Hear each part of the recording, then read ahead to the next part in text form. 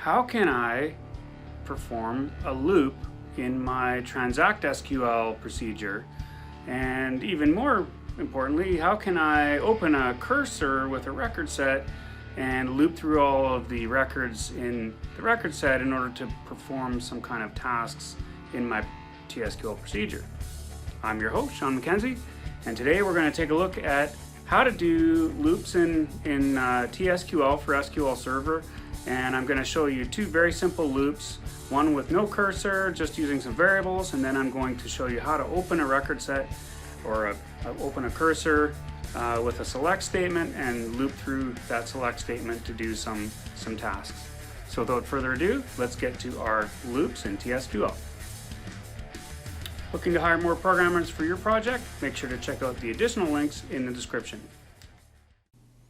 Okay, so got my server here. This one's on Azure, but this also works for SQL Server. These are some tables that we've been using in our demonstrations. I'll grab this candy table. It seems to be popular. And you can see if I select top 1000 from that, you know, there's 14 rows in here with some prices and some candy names and stuff like that. And that should do for our demonstration today.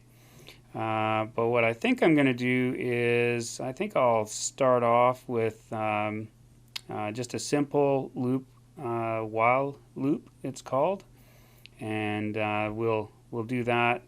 So I'll declare an integer variable here in T-SQL, and I'll declare another integer. One's going to be a number, one's going to be a total, and then I'll say, you know, while my number is less than 10, do this stuff. And so this is how we do it. So you basically set a parameter of, you know, or a condition while this is less than whatever.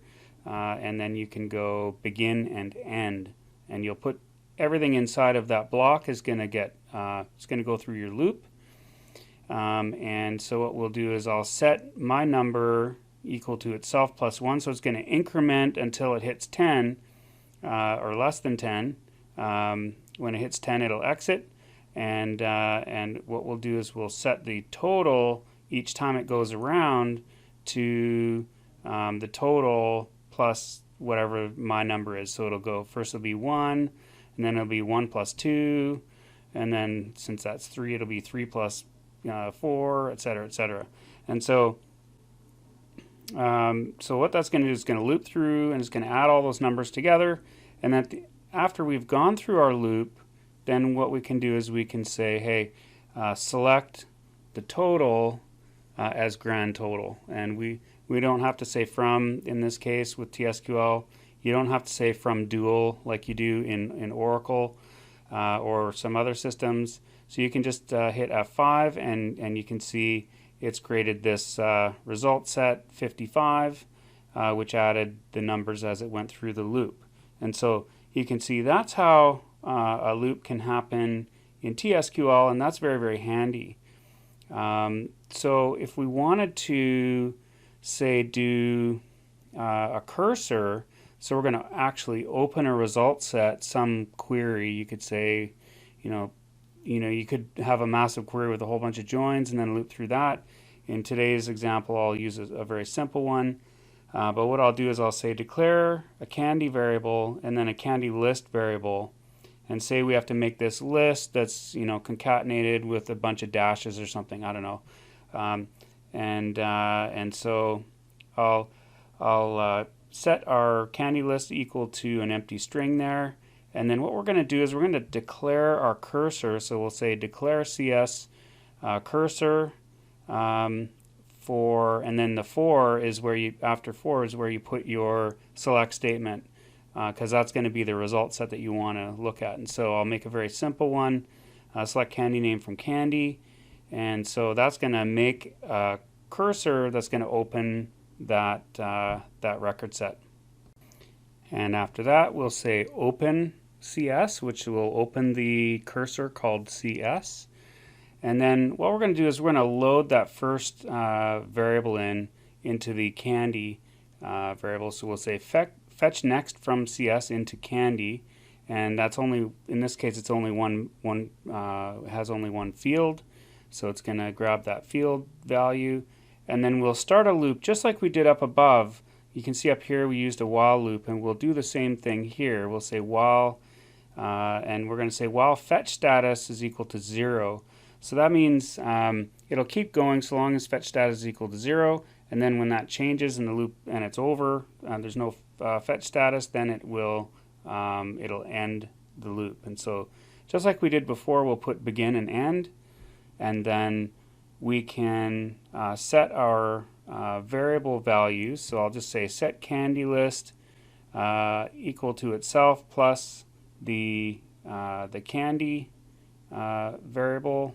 Oh yeah, we'll put some dashes in there, and then we'll go ahead and we'll put that candy name in there. So this is gonna, each time it goes around, it's gonna load up that candy list. You could do this other ways, I'm sure, using, you know, sets and stuff, but today we want to just show how to do this using a loop. So then we could say fetch next from CS into Candy. That's going to get it to the next. It's going to keep going around and around until the fetch status is not 0, and then it will end, and then the programming will move on. So remember that CS is getting just what's in that select statement. You could have just about anything in there. And then we're going to close our cursor, and we're going to deallocate it. Make sure that you do that so you don't leave those resources open on the server, and that will sort of clean it up nicely. And so if we hit, or I should say we should select our, we'll select candy list so that we actually see what the output is there. And that's that candy list there. And that's the candy list. As it goes around, it builds it up, and remember, it starts off as nothing, and then it sort of just builds itself as the loop goes through. And so if I hit F5, you can see, there we go. Okay, so it's gone through, it's created this variable.